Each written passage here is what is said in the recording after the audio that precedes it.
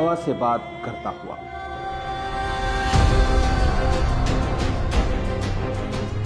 रेत के सीने को चीरता हुआ, बिजली की रफ्तार से कुछ हिंदुस्तानी सपूतों का एक छोटा सा कारनामा तारीख के पन्नों में अपनी जगह बनाने, आंखों में एक अजीम मकसद लिए अरब की जमीन करबला की तरफ रवां है। हल मिन नासिरिन यंसुरना। नबी मोहम्मद साहब के नवासे इमाम हुसैन ने जब करबला में इंसानियत से यह सवाल किया, है कोई जो मेरी मदद को आए?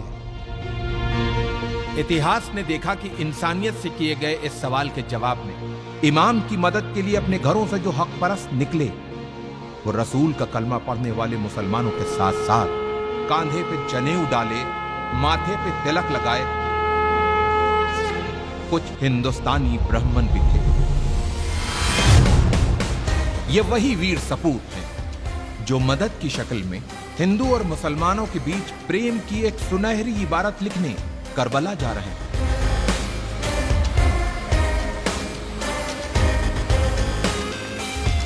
जालिम बादशाह यजीद अपनी हुकूमत के नशे में चूर होके इंसानियत का चेहरा बिगाड़ देना चाहता था,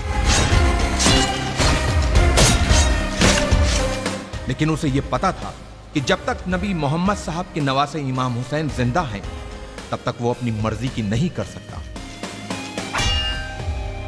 उसके इसी डर ने इमाम हुसैन को उनके परिवार के साथ करबला में घेर के उनसे अपनी हुकूमत के सामने सर झुकाने को कहा। जियो और जीने दो के जिंदा मिसाल पेश करते हुए इमाम हुसैन ने यजीद के सामने एक पेशकश रखी कि अगर तुमको मुझसे कोई खतरा हो तो मुझे रास्ता दे दो ताकि मैं हिंदुस्तान चला जाऊं।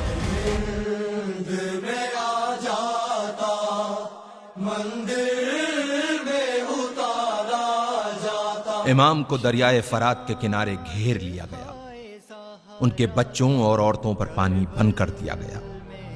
यह सब जुल्म यजीद के खत मिलने के बाद इब्ने ज़ियाद ने इमाम हुसैन पे किए। इमाम की तरफ से भी खत लिखे गए। कहते हैं कि लोग मुसीबत में अपनों को याद करते हैं, या फिर मुसीबत में जो साथ दे वही अपना होता।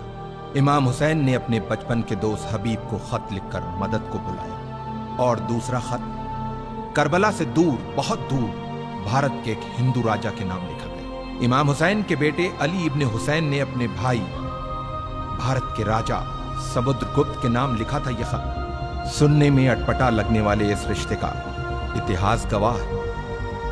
लगभग 1400 साल पहले की बात है। ईरान के बादशाह जो पारसी मजहब से थे, उनके दो बेटियां थी, मेहरबानो और शहरबानो।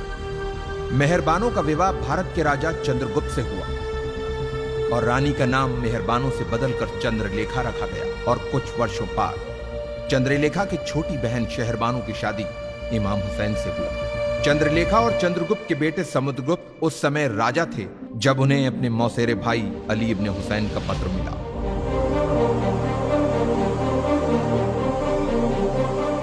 राजा समुद्रगुप्त ने जल्द ही वीर सैनिकों की एक टुकड़ी तैयार करके उसे करबला की तरफ रवाना किया। इन वीर सैनिकों के सरदार का नाम रेहबदत था, जो एक मोहियाल ब्राह्मण थे। अफसोस, जब रेहबदत अपनी सेना के साथ करबला पहुंचे तो इमाम हुसैन को शहीद किया जा चुका था। यह जान इन ब्राह्मणों का दिल टूट गया और जोश में अपनी तलवारों को अपने गलों पर रख लिया कि जिसकी जान बचाने आए थे, जब वही नहीं बचा तो अब हम जी के क्या करेंगे। लेकिन इमाम के चाहने वाले अरब के वीर योद्धा जनाबे मुख्तार के मना करने पे इन वीर सैनिकों ने अपनी तलवारों को अपने गलों से हटाया और मुख्तार के साथ मिलके खूने इमाम हुसैन का बदला लेने के मकसद से दुश्मनों से एक यादगार युद्ध किया